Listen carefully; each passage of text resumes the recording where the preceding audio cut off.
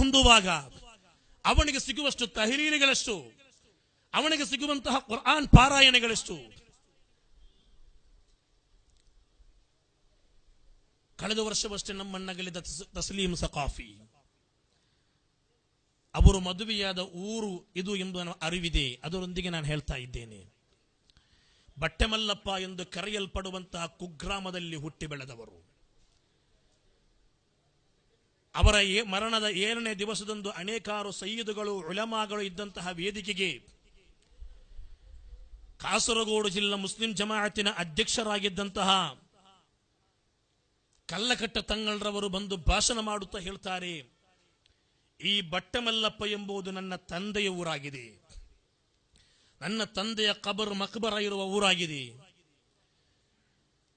ಆ ಕಬರ್ನ ಬಳಿಯಲ್ಲಿ ಇವತ್ತು ಬಟ್ಟೆಮಲ್ಲಪ್ಪದಲ್ಲಿ ನಮ್ಮ ತಸ್ಲೀಂ ಸಕಾಫಿ ಮಲಗಿದ್ದಾರೆ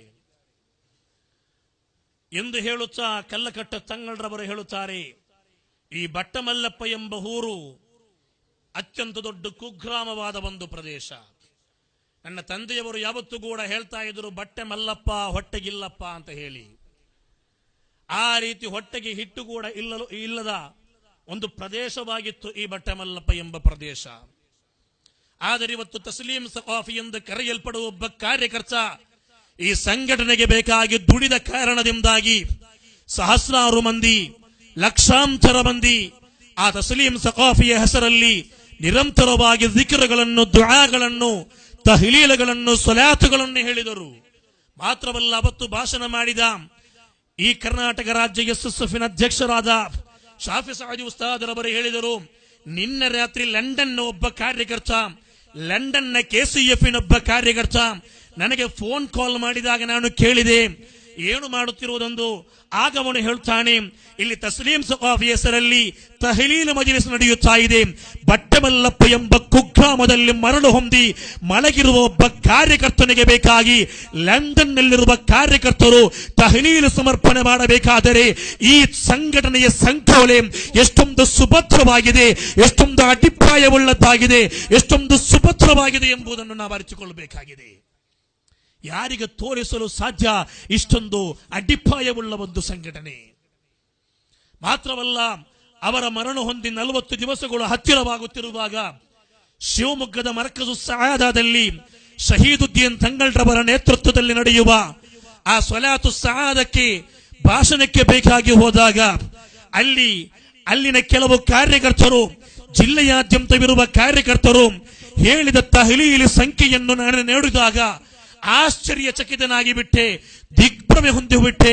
ಕೇವಲ ತಸ್ಲೀಂ ಸಕಾಫಿಯ ಹೆಸರಲ್ಲಿ 35 ದಿವಸಗಳು ಮಾತ್ರ ಕಳೆಯುವಾಗ 8 ಕೋಟಿ ತಹಲೀಲುಗಳನ್ನು ಇಲ್ಲಿನ ಸುನ್ನಿ ಕಾರ್ಯಕರ್ತರು ಹೇಳಿ ಮುಗಿಸಿದ್ದಾರೆ ಎಂಬುದನ್ನು ನೋಡಿದಾಗ ಈ ಸಂಘಟನೆಯಲ್ಲಿ ಇನ್ನಷ್ಟು ಸಕ್ರಿಯತೆಯೊಂದಿಗೆ, ಇನ್ನಷ್ಟು ಉತ್ಸಾಹದೊಂದಿಗೆ, ಇನ್ನಷ್ಟು ಹುಮ್ಮಸ್ಸಿನೊಂದಿಗೆ ಒಂದೇ ಒಂದು ಮೀಟಿಂಗ್ ಅನ್ನು ಬಿಡದೆ, ಒಂದೇ ಒಂದು ಕಾರ್ಯಕ್ರಮವನ್ನು ಬಿಡದೆ ನಾನು ಸಕ್ರಿಯವಾಗಬೇಕು ಎಂದು ನನ್ನ ಶರೀರದ ಕಣಕಣಗಳು, ನನ್ನ ಶರೀರದ ಪ್ರತಿಯೊಂದು ರಕ್ತಗಳು ಇಲ್ಲಿ ಹೇಳುತ್ತಾ ಇತ್ತು. ಈ ಸಂಘಟನೆ ನನಗೆ ಏನು ಕೊಡುತ್ತಿದೆ? ನಾನೊಂದು ಮೀಟಿಂಗಿಗೆ ಹೋದರೆ ಸಂಘಟನೆಗೆ ಲಾಭವಲ್ಲ, ನಾನೊಂದು ಮೀಟಿಂಗಿಗೆ ಅಟೆಂಡ್ ಆದರೆ, ನಾನೊಮ್ಮೆ ಧ್ವಜವನ್ನು ಹಿಡಿದರೆ ಸಂಘಟನೆಗೆ ಮಾತ್ರ ಲಾಭವಲ್ಲ, ಸಂಘಟನೆ ನಮಗೆ ನೀಡುತ್ತಿದೆ ಲಕ್ಷಾಂತರ ತಹಲೀಲುಗಳನ್ನು. ಒಂದು ಮೀಟಿಂಗಿಗೆ ನೀನು ಅಟೆಂಡ್ ಆಗುವುದರ ಮೂಲಕ ಸಾವಿರಾರು ತಹಲೀಲುಗಳನ್ನು ನೀನು ನಿನ್ನದಾಗಿಸುತ್ತಿದ್ದಿ ಎಂಬುದನ್ನು ಅರ್ಥ ಮಾಡಿಕೊಳ್ಳಬೇಕು ಯುವಕನೇ.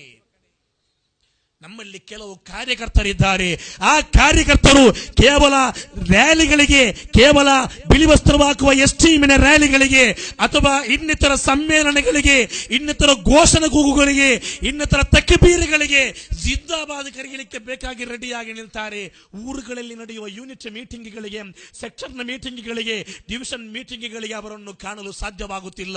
ಆ ರೀತಿಯ ಕಾರ್ಯಕರ್ತರುಗಳು ನಾಮಕೆ ವಾಸ್ತ ಇರುವ ನಾಮಧಾರಿಗಳಾದ ಕಾರ್ಯವರ್ತರಾಗಬಾರದು. ಪ್ರತಿಯೊಂದು ಮೀಟಿಂಗ್ಗಳಲ್ಲಿ ಅಟೆಂಡ್ ಆಗಬೇಕು.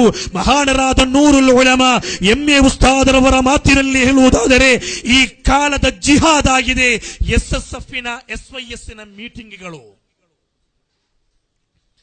ಅಹ್ಲು ಸುನ್ನತಿ ವಲ್ ಜಮಾಅತಿನ ಸಂರಕ್ಷಣೆಗೆ ಬೇಕಾಗಿರುವ ಚರ್ಚೆಗಳಾಗಿ ಬೆಲೆ ನಡೆಯುತ್ತಿರುವುದು. ಆದ್ದರಿಂದ ಒಂದೊಂದು ಮೀಟಿಂಗ್ಗಳು ನನಗೆ 100 ಜಿಕರ್ಗಳನ್ನು ಜಾಸ್ತಿಗೊಳಿಸುತ್ತದೆ. ನನ್ನ ಯುವಕರೇ, ಈ ಜಗತ್ತಿನಲ್ಲಿ ನನಗೆ ಬೇಕಾಗಿರುವುದು ಮಾತ್ರವಾಗಿದೆ, ನನಗೆ ಸಂಪಾದಿಸಲಿಕ್ಕಿರುವುದು ಮಾತ್ರವಾಗಿದೆ. ಆಖಿರತಿಗೆ ಬೇಕಾಗಿ, ಇಹಲೋಕಕ್ಕೆ ಬೇಕಾಗಿ ಸಾಕಷ್ಟು ನಾವು ಮಾಡ್ತಾ ಇದ್ದೇವೆ. ಮಾಡಿದರೂ ಮಾಡದಿಲ್ಲದಿದ್ದರೂ ಚಿಂತೆ ಇಲ್ಲ, ಅಲ್ಪ ದಿವಸದ ಜೀವನ. 25, 28, 30 ಮುಗಿದಾಯಿತು, ಇನ್ನು ಬಾಕಿ ಇರುವುದೆಷ್ಟು ಅಂತ ಯಾರಿಗೂ ಗೊತ್ತಿಲ್ಲ. ನನ್ನ ನಾಳೆ ಕುರುಡನ ಮೇಲೆ ಈ ಕುರುಡನ ಕೈಯಲ್ಲಿರುವ ಬೆತ್ತದಂತೆ. ನೆಕ್ಸ್ಟ್ ಹೆಜ್ಜೆಯಲ್ಲಿ ಅದು ಎಲ್ಲಿ ಇಡ್ತೇನೆ ಅನ್ನೋ ಗ್ಯಾರಂಟಿ ಇಲ್ಲ. ಕಳೆದ ವರ್ಷ ಇಲ್ಲದವನು ಈ ವರ್ಷ ಇಲ್ಲ ಅಂತ ಹೇಳುವ ಭಾಷಣಗಳು ಕೇಳ್ತಾ ಇದ್ದೇವೆ ನಾವು. ಈಗ ಆ ರೀತಿಯಲ್ಲ, ಕಳೆದ ಗಂಟೆಯಲ್ಲಿದ್ದವನು ಈ ಗಂಟೆಯಲ್ಲಿಲ್ಲ. ಒಂದೊಂದು ದಿನದಲ್ಲಿ ಸಾವಿರಾರು ಜನರ ಮರಣ ವಾರ್ತೆಗಳನ್ನು ಕೇಳುತ್ತಿದ್ದೇವೆ. ಶೂಟು ಬೂಟು ಕೋಟು ಪ್ಯಾಂಟ್ ಅನ್ನು ಹಾಕಿಕೊಂಡು ಬೈಕ್ನಲ್ಲಿ ಅತ್ಯಂತ ಜೋರಾಗಿ ಹೋದವರು ಪುಡಿ ಪುಡಿಯಾಗಿ, ಛಿದ್ರ ಛಿದ್ರವಾಗಿ, ಚಲ್ಲಾಪಿಲ್ಲಿಯಾಗಿ, ಚಿಪ್ಪಾಚೂರಾಗಿ, ರೊಂಡ ಮುಂಡೆಗಳು ಬೇರ್ಪಟ್ಟು ರಕ್ತದ ಮಡುವಿನಲ್ಲಿ ಚರ್ಮಗಳು ಮುದ್ದೆಯಾಗಿ ಗೋಡಿ ಚೀಲಗಳಲ್ಲಿ ಎತ್ತುಕೊಂಡು ಬರುತ್ತಿರುವ ದಯನೀಯವಾದ ದೃಶ್ಯಗಳು ಕಾಣುತ್ತಿದ್ದರೂ ಕೂಡ ಆಧುನಿಕ ಯುವ ಸಮೂಹ ಇವತ್ತು ಕೂಡ ಅಧಮ ಜನತೆಯಾಗಿ ಅಧಪತನದ ಆಳ ಪ್ರಪಾತಕ್ಕೆ ತಳ್ಳಲ್ಪಡುತ್ತಿರುವ ಅಧಾರ್ಮಿಕತೆಗಳ ದೂಷಣೀಯ ನೀಚ ಪ್ರವಣತೆಗಳ ಹಿಂದೆ ಸಾಗುತ್ತಿರುವ ದೃಶ್ಯಗಳು